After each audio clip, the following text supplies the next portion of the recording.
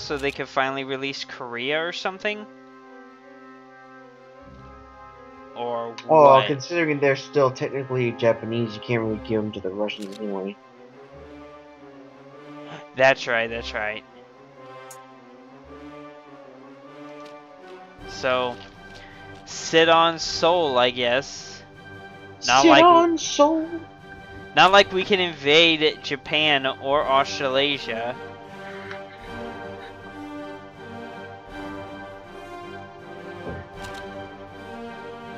What are they doing out there? Riding around. Agrarian Party wins. Way to go, Finland. Finny boys. Oh, the invasion of Madagascar's gone nowhere. The story of Madagascar's life going nowhere at 100 miles an hour. Going nowhere at 100 miles an hour on a treadmill.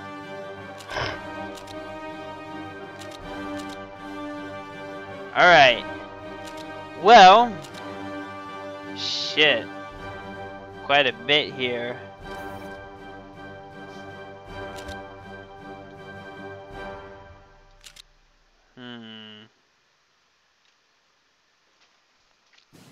I'm curious, with all the progress I made, do you think I should keep this Let's Play going?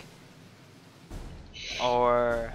I don't know what more left is there to do besides like show the after effects of winning the war, but that would require actually making Japan either surrender or give up, or same thing, whatever.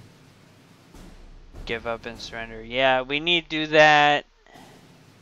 And I think the surrender event's going to trigger for Russia anyways.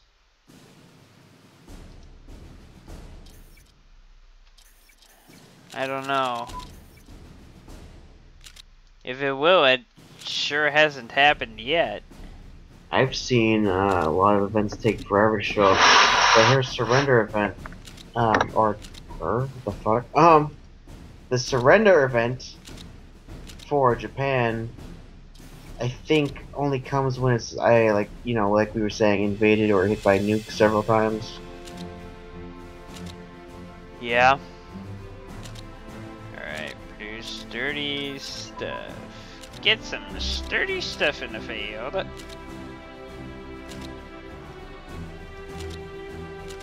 So, this is where we have reached.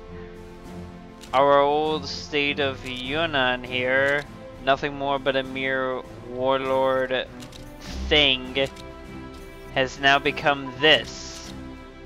A grand republic allied with Russia to stand the test of time.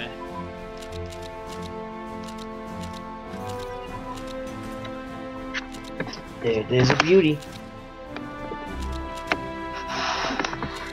And you've subjugated all of Southeast Asia to your will. Yep. And turned Central Asia into one single federated state.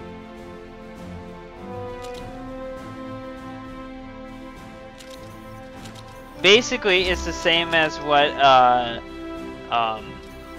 Alash Orda was after they took Turkestan, only different. It's the thing, except not the thing. Yeah, it is a thing, only it looks different in that... Okay, the only difference is the flag and the name. Oh my... Finally! Kiev, nuked. Finally they hit a target of some significance, and even then the Ukrainians aren't even uprising against their freaking leadership. What's there to uprise against? The mini nukes. Yeah. We shall lead an uprising against the nukes being dropped on us from halfway across the continent.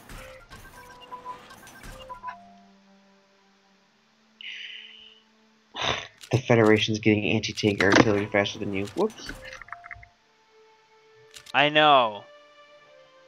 Oh, well, what do you expect? Freaking Yunnan starts with nothing. Yeah. I've more been focusing on... Yeah, night vision. That'll be useful. I've mostly been focusing... really left you to bear the brunt of a possible Japanese re-attack. Because Korea is basically empty except for your troops. Yeah. Okay, Russia just basically threw all their doom stacks back to the border. I guess they thought like, oh, yep. You got this now. Yeah, good luck with that one, homie. You kinda got everything under control because you own the land now. GG, you own the land. Although now, daggum, Russia's not even gonna release Korea so that I could give them those other 3 provinces and we just go from there. But,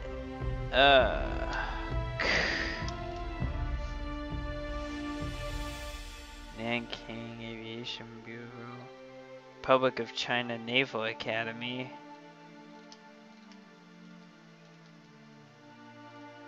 A whole ton of new tech teams I've gained over time.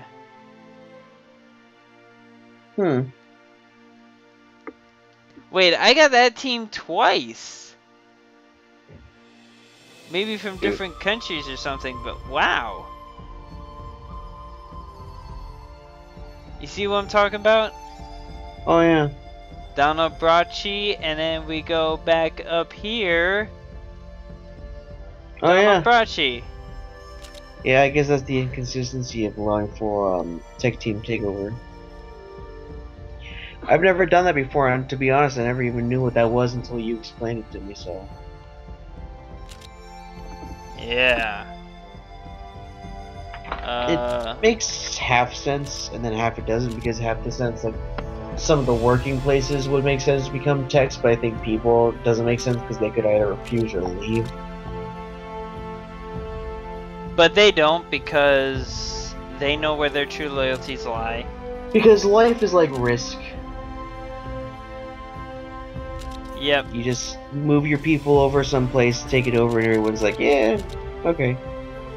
There's no uprisings, there's no, I don't know, dislike of new leadership, new management. Yeah.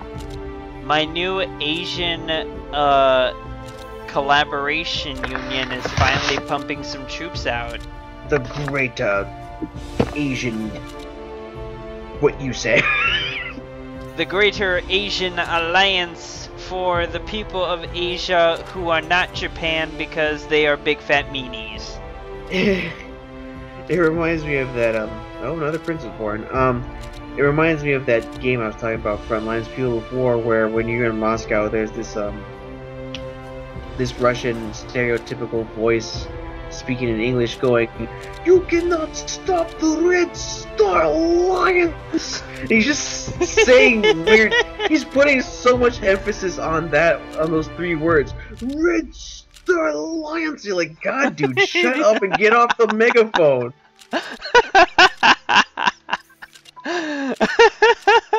Wow. You should look up Frontlines Fuel of War sometimes. I think you'll have a laugh at some of the shitty, corny dialogue they have. I think I saw that game at one point. In fact, I think I tried the demo like a long ass time ago, but never got yeah, the a game. long time ago, my friend actually had the game with him, and I played it because I just at that point wanted to play any first-person shooter that had to deal with some sort of hypothetical war, and oh god, and I just mostly ignored the freaking dialogue, especially since I liked the game because it was one of those games where it was kind of like a Battlefield knockoff in a sense, you know. Yeah. Go into all these like weird vehicles and play around with that and whatnot. And I think you could jump from person to person, or I think you just had like this team of people, and when you died, you turned into one of the other team, and when they died, you turned into the other team, stuff like that. Okay. I also played this one game. I don't know if it was also a Frontlines game, but it talked about a hypothetical war again. But this one was awful. I couldn't even understand what the fuck I was doing. Where Russia and China apparently went to war over some random ass island out in the Pacific, because China, for some ungodly reason, claimed ownership of the island based on maps dating back to like the 1400s or something, and invaded Russia just for that little shit island. And apparently, or it was the other way around or something like that. Basically, what happened is that we ended up either choosing Russia or China, which is like, that's a hard choice to make, and we intervened on their behalf because they were fighting the main war on the mainland and we had to go protect the island. This was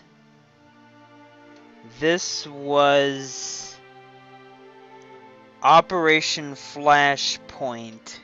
Ah, yeah. I have that game. Yeah, basically there was this island that I guess China controlled a long ass time ago. Then during one of the Sino-Japanese conflicts, Japan took it. Then the Soviet Union took it after World War II. And Russia still holds it. And then China decides to stake ancient claims because territory, resources, you know, the usual reasons. And then the US is like, oh no, we're gonna help Russia, so we're gonna... Yeah, that's the most ridiculous aspect of it, that we come to Russia's aid, just, we'll help you! I mean, I'm all for United States and Russia working together, putting that whole Cold War nonsense behind us, but... still... The way that we just bound towards helping them in that game is a little like, nah, it's not gonna work that way. God, but I couldn't play that fucking game because the mechanics were freaking wonky as hell to me. What they tried... Wait, what system did you play it on? PS3? Yeah. Operation Flashpoint, which is now different than what it was before. Basically, especially the console versions, is like, the control is not really like the original PC versions of Arma and Operation Flashpoint. And basically those games are military simulators, so to speak. Yeah, it was a lot more complicated for me. I tried playing it for a while and I got pretty far, but then I just gave up after a while. It was a rental anyways. Yeah. I like how we devolved and just talking about video games we played. Yeah, it's like, I mean, what else is there to say about this game? I mean, okay, don't get me wrong, I love Darkest Hour a lot. Played hundreds of hours of it. Played this mod dozens and dozens of times, seen all kinds of dozens and dozens of crazy things, but I think you've kind of got the gist of what happened in this playthrough. I mean, oh, they actually decided to go with Grand Columbia. You know, I would like to play as Grand Columbia, but they put the most egg-headed, literally looking son of a bitch in charge. Julio His head Valdez literally looks like an egg.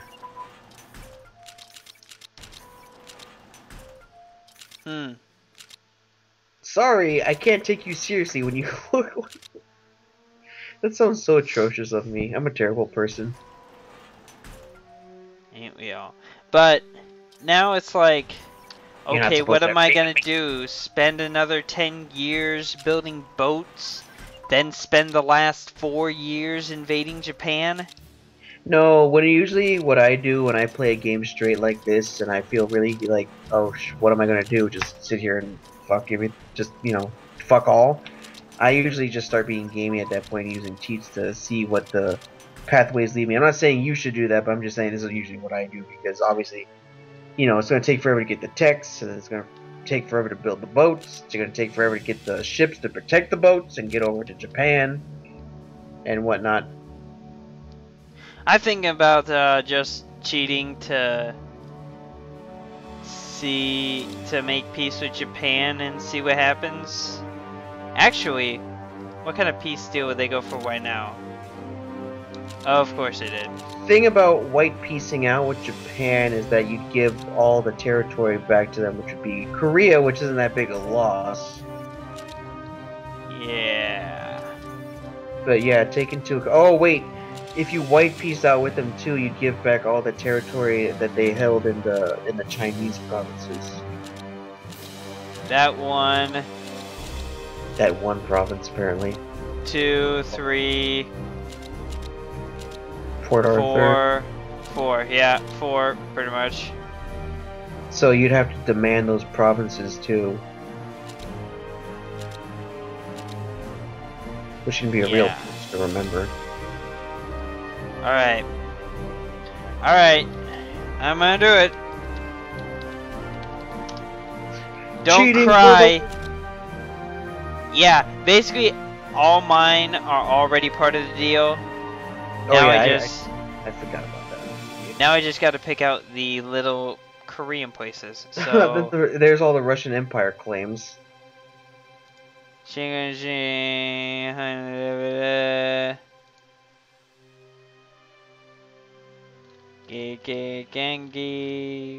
Where's that? Here we are. Getting Gengi. Snoozy. And these names are butchered. Get over it. Pyongyang is the only one people can decently pronounce. And Seoul. Sometimes. Got Seoul. Soul Train, baby. Sorry, one. Busan is real easy too. Just Busan, Daejeon. Busan. Daejeon sounds oddly French. Dijon sauce. Shotjeon.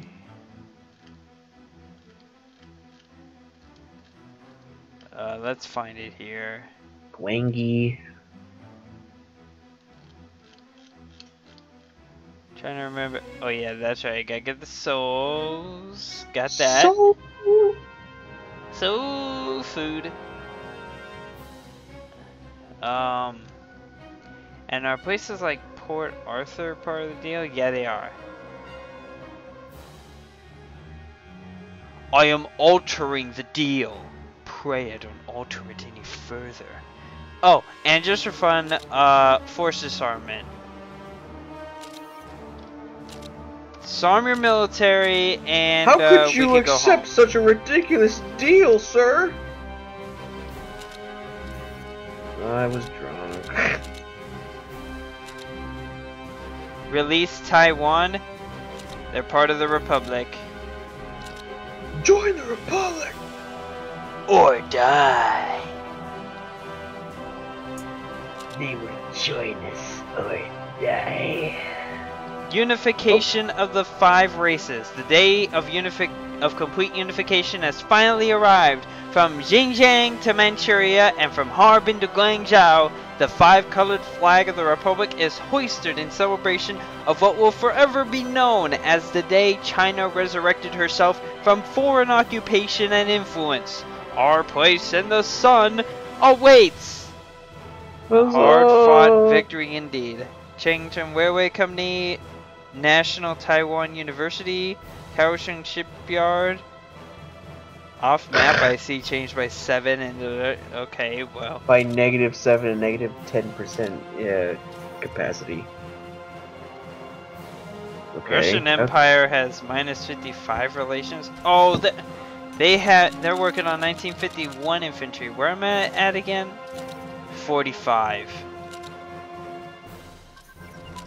Don't worry, one day China, Odessa just got nuked. Stop nuking frickin' Ukraine! Somehow the people still aren't rising up. I only say that not logically, only because the game mechanics dictate that usually after a couple of nukes, people start rising up. Or at the very least, their dissent goes up. Yeah. And yeah, apparently no one just cares. Okay, so I guess that's basically it. I'm thinking about calling this entire LP to a close. Would you agree with that assessment? It's pretty much finished in my eyes. I mean, no American Civil War, so we don't know how the outcome of that went. Basically, international victory over Europe. Spain won the Civil War. France crushed Germany. Well, CNTFAI won the Civil War. What'd I say? You said Spain.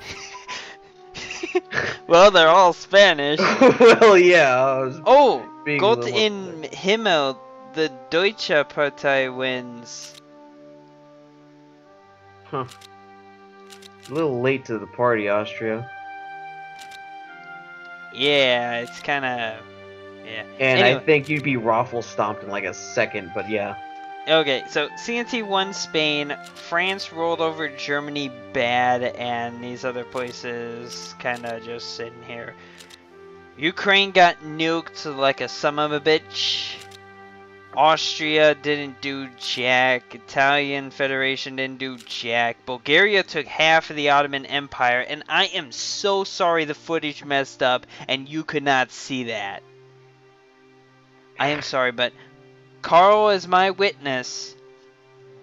Yeah, Bulgaria they took all basically took this. Anatolia, basically. As a matter of fact, they did take Anatolia, and then it was like the Egyptians were here, the Persians were here, the Arabs were here, Bulgaria was here, and then Turkey was just Syria and Iraq. Actually, I think the Kurds had Iraq and they were basically Syria, and then they peaced out with the Egyptians, and for some reason that forced a peace with the Bulgarians too. So the Yeah. Bulgarians didn't gain anything in the war. Well, they did get this place from Kurdistan. Yeah, they can never reinforce.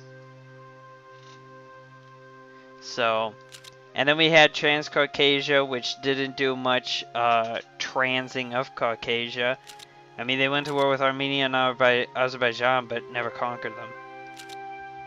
Russia didn't actually do anything in terms of trying to retake any territory this game. They built up a massive fucking military, but the only real thing of significance is that they brought White Ruthenia into the fold. But then White Ruthenia left some time ago. I don't know when, but they did.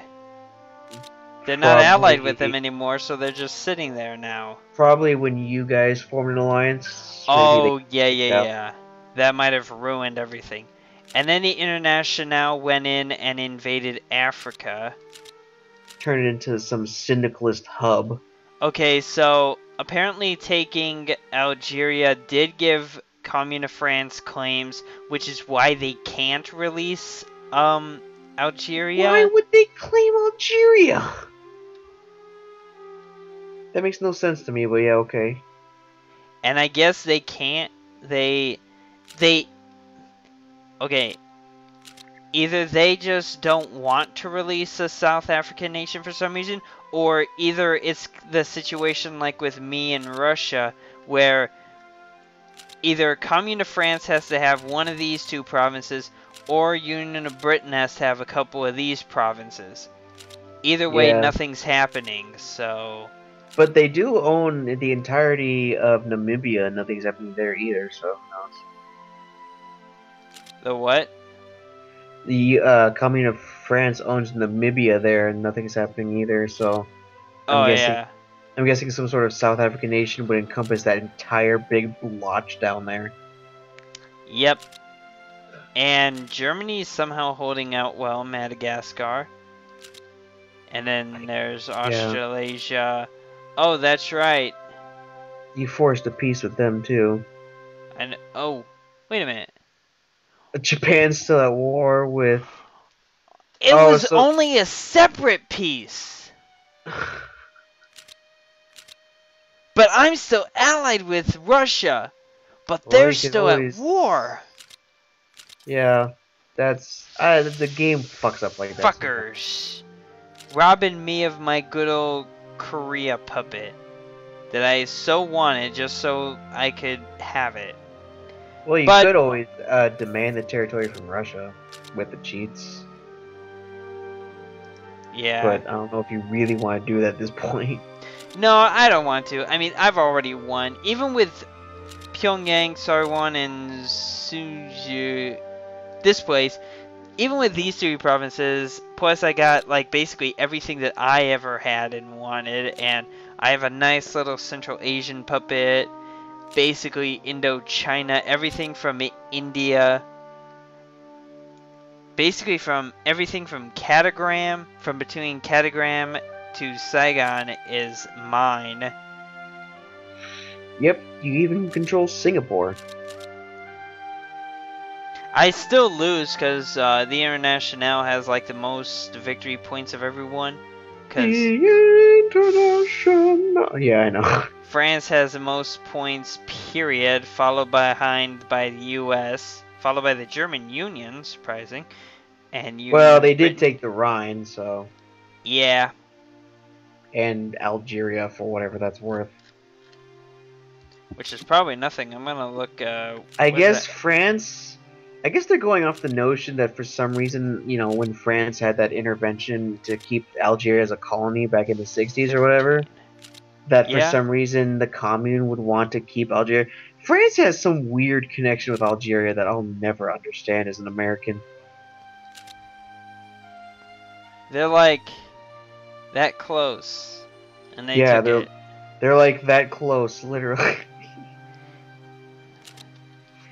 You ever hear that idea that some Nazis had, or what? I don't even think it was like Nazis alone. Some people had the idea of draining the entire Mediterranean and making it like one vast open field to grow food from. Drain the Mediterranean. Yes, I'm being totally serious. Some people, and I think it was a concept some Nazis took interest in, but even Hitler I think thought it was kind of stupid, where they would drain the entire Mediterranean and turn it into like the biggest crop in the world. So basically, they'd have to seal off the Bosphorus, Suez, And the Straits of Gibraltar. Yeah. Then Sever all of the lakes entering out and into. that too, and Get all the pumps and pump out all the water into either the Black Sea, the Atlantic, or the Aden.